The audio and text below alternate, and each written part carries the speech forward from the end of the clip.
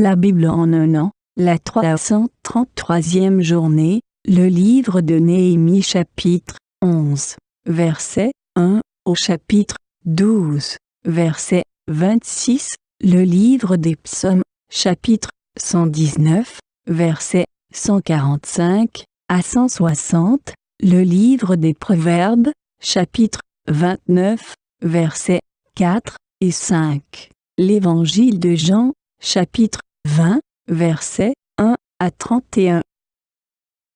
Néhémie, chapitre 11. Les chefs du peuple s'établirent à Jérusalem. Le reste du peuple tira au sort, pour qu'1 sur 10 vint habiter Jérusalem, la ville sainte, et que les autres demeurassent dans les villes. Le peuple bénit tous ceux qui consentirent volontairement à résider à Jérusalem. Voici les chefs de la province qui s'établirent à Jérusalem, dans les villes de Juda, chacun s'établit dans sa propriété, dans sa ville, Israël, les sacrificateurs et les Lévites, les Néthiniens et les fils des serviteurs de Salomon. À Jérusalem s'établirent des fils de Juda et des fils de Benjamin. Des fils de Juda, Ataja, fils d'Ozias, fils de Zacharie, fils d'Amaria, fils de Shéphatia, fils de Mahalalil, des fils de Péretz. Et Maazéja, fils de Baruch, fils de Kol-Osé, fils de Hazaja, fils d'Adaja, fils de Jojarib, fils de Zacharie, fils de Shiloni. Total des fils de Péretz qui s'établirent à Jérusalem, 468 hommes vaillants. Voici les fils de Benjamin, Salu, fils de Meshulam, fils de Joëd, fils de Pédaja, fils de Kolaja, fils de Maazéja, fils d'Itiel, fils d'Ésaïe, et, après lui, Gabaï et Salaï, 928. Joël, fils de Zikri, était leur chef, et Juda, fils de Sénua, était le second chef de la ville. Des sacrificateurs, Jedaéja, fils de Jojarib, Jakin, Séraja, fils de Hilkija, fils de Meshulam, fils de Tsadok, fils de Mérajot, fils d'Akitub, prince de la maison de Dieu, et leurs frères occupés au service de la maison, 822. Adaja, fils de Jérocham, fils de Pelalia, fils d'Amtsi, fils de Zacharie, fils de Pashur, fils de Malkija, et ses frères, chefs des maisons paternelles, 242.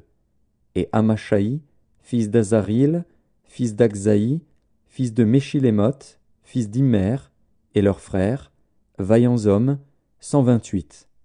Zabdiel, fils de Guédolim, était leur chef. Des Lévites, Shemaéja, fils de Hashub, fils d'Azrikam, fils de Hashabia, fils de Buni, Shabbétaï et Josabad, chargés des affaires extérieures de la maison de Dieu, et faisant partie des chefs des Lévites. Matania, fils de Miché, fils de Zabdi, fils d'Azaph, le chef qui entonnait la louange à la prière, et Bakbukia, le second parmi ses frères, et Abda, fils de Shamua, fils de Galal, fils de Jédutun. Total des Lévites dans la ville sainte, 284. Et les portiers, Akub, Talmon, et leurs frères, gardiens des portes, 172. Le reste d'Israël, les sacrificateurs, les Lévites, s'établirent dans toutes les villes de Juda, chacun dans sa propriété. Les Néthiniens s'établirent sur la colline, et ils avaient pour chef Tsisha et Gishpa. Le chef des Lévites à Jérusalem était Uzi, fils de Bani, fils de Hashabia, fils de Matania, fils de Miché, d'entre les fils d'Azaph, les chantres chargés des offices de la maison de Dieu. Car il y avait un ordre du roi concernant les chantres, et un salaire fixe leur était accordé pour chaque jour. Pétajah, fils de Méchézabil, des fils de Zérach, fils de Juda, était commissaire du roi pour toutes les affaires du peuple.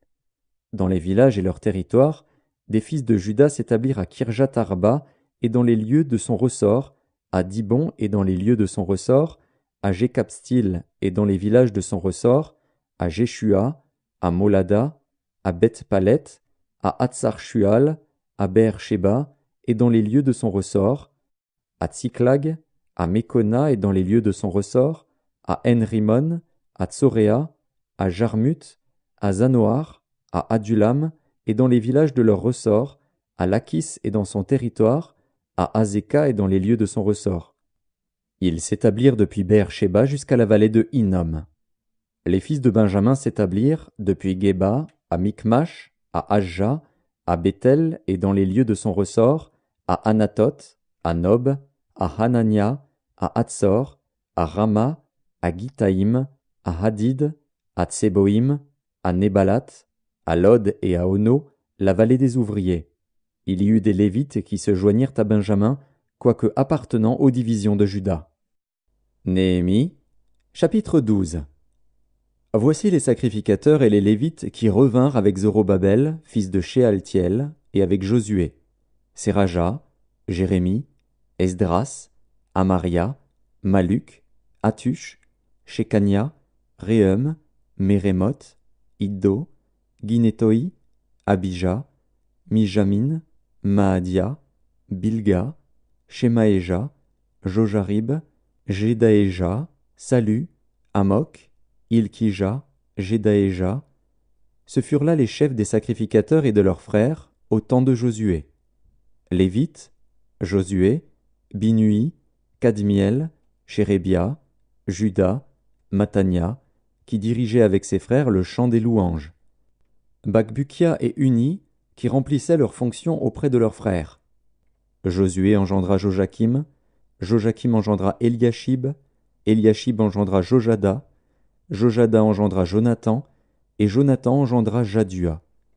Voici, au temps de Joachim, quels étaient les sacrificateurs, chefs de famille. Pour Séraja, Méraja. Pour Jérémie, Hanania. Pour Esdras, Meshulam. Pour Amaria, Jokanan.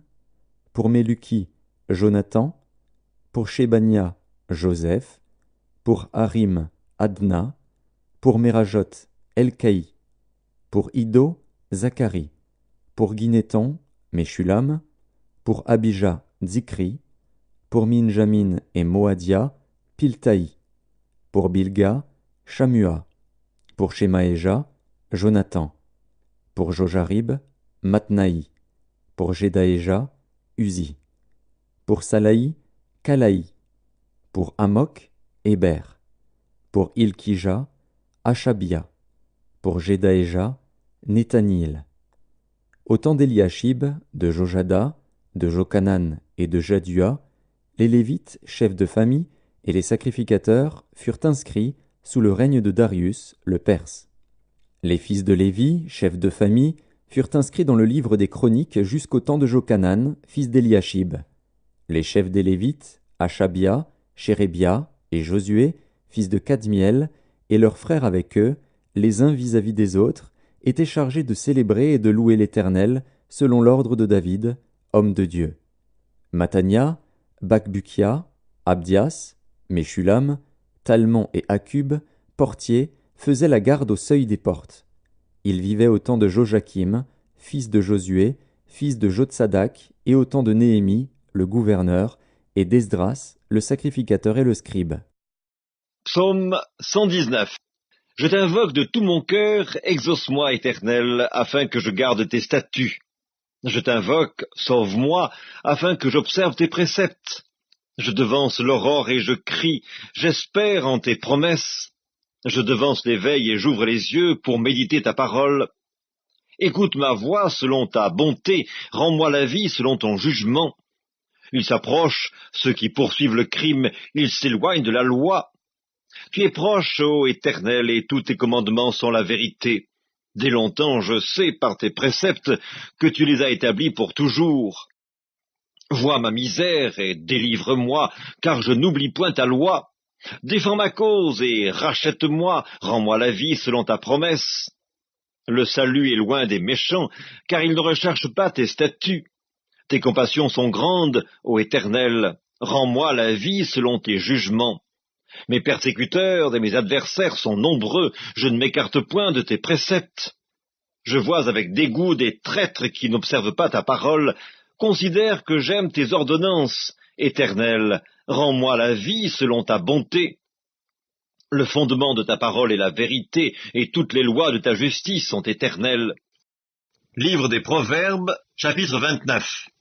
Un roi affermit le pays par la justice, mais celui qui reçoit des présents le ruine. Un homme qui flatte son prochain tente un filet sous ses pas. Évangile de Jean, chapitre 20.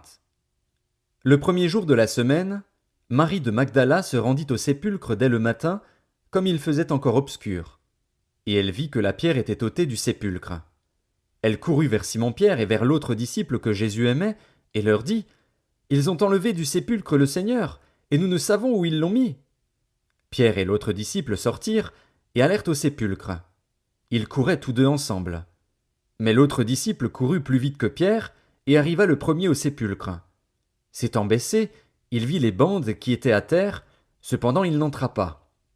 Simon-Pierre, qui le suivait, arriva et entra dans le sépulcre.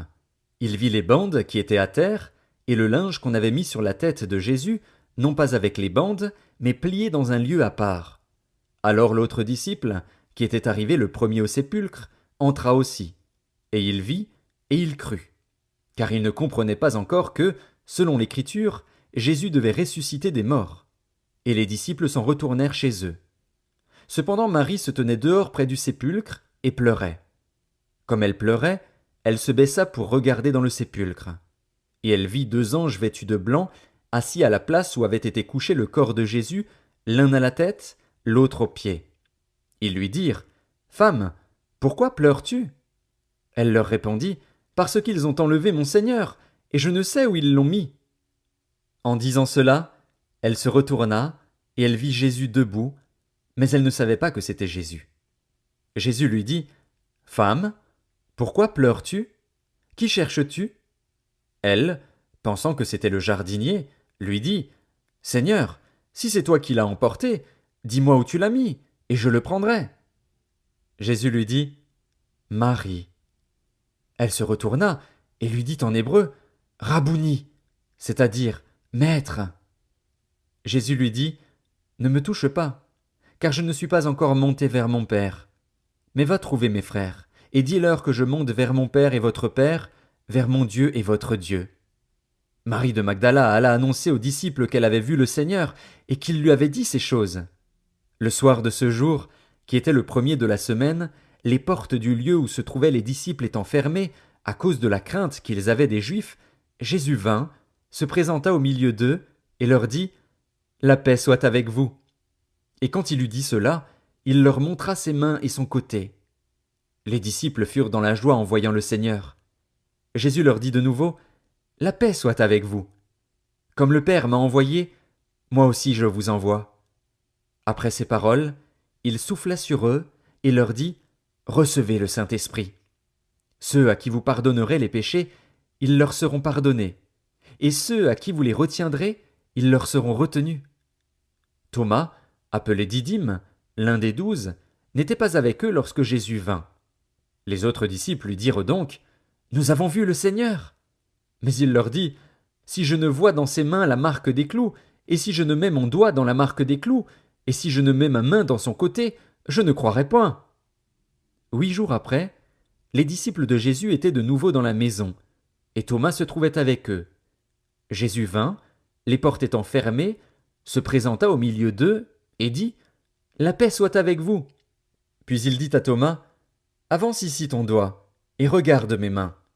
Avance aussi ta main, et mets-la dans mon côté, et ne sois pas incrédule, mais crois. » Thomas lui répondit : « Mon Seigneur et mon Dieu. » Jésus lui dit : « Parce que tu m'as vu, tu as cru. Heureux ceux qui n'ont pas vu et qui ont cru. » Jésus a fait encore, en présence de ses disciples, beaucoup d'autres miracles qui ne sont pas écrits dans ce livre. Mais ces choses ont été écrites afin que vous croyiez que Jésus est le Christ, le Fils de Dieu, et qu'en croyant vous ayez la vie en son nom.